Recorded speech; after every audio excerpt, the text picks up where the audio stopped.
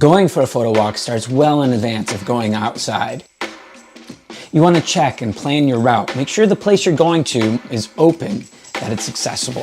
If you're going to be going on a trail, it's a good idea to print out a map, just in case they don't have maps at the trailhead. You also want to make sure that you dress for the weather. If it's cold out, be sure you wear warm things and plan accordingly. I know some of these things might seem obvious, but you can't imagine the frustration of going to a trail and not knowing where you're at, or getting in the middle of a trail and not having a map.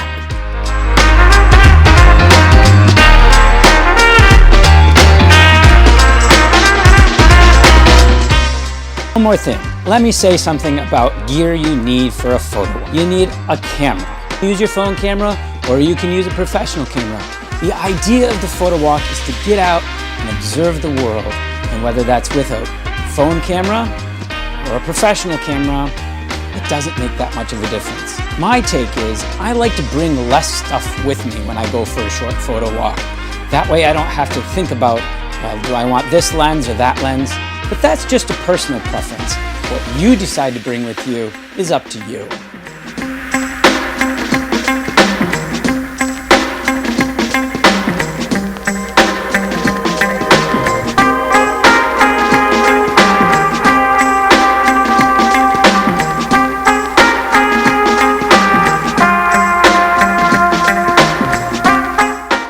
So you'll notice today we have a lot of sunshine, a very rare thing here in Michigan during the winter months, but it's wonderful to have. You'll also notice that bright sun is creating shadows that otherwise wouldn't be here on a cloudy day. The time of day that you go for your walk is going to make a difference in what the light looks like. In the morning, it's going to look different than in the afternoon, and in the evening, it's going to look different still.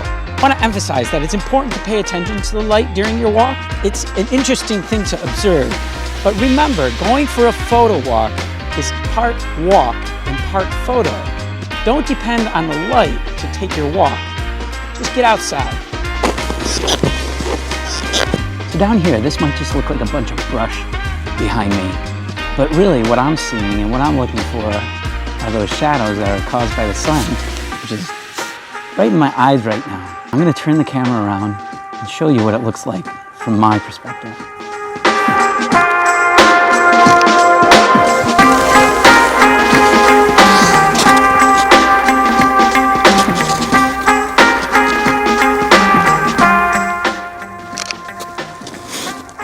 So you can see that even a small space like that can create some interesting images.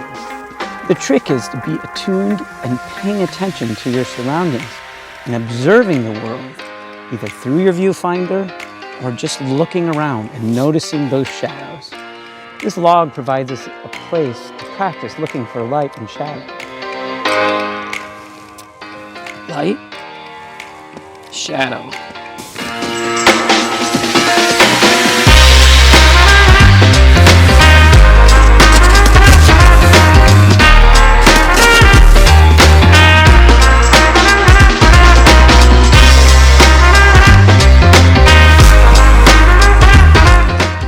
Light and shadow also plays a role on a much broader scale. So when you're looking around, look for light and shadow, not just in the details, but overall in your whole environment. For example, back behind me with these trees, the sun is in my face. And so it illuminates the trunks of the trees on this side and then casts shadows behind me.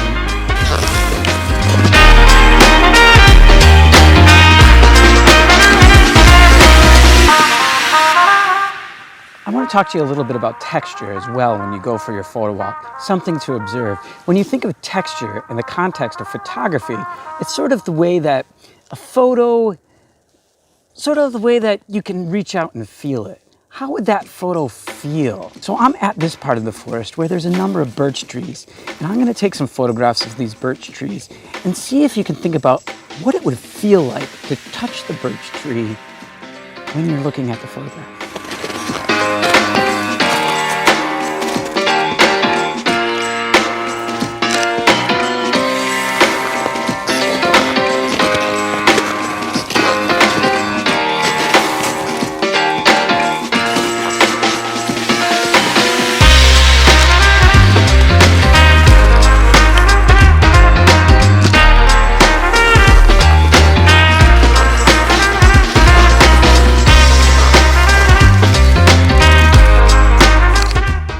light and shadow and texture, those are things that you can observe whatever photo walk that you go on. The most important part of a photo walk is getting started, not making excuses that it's too cold or too hot or you don't have anywhere to go. You gotta grab that camera and get outside.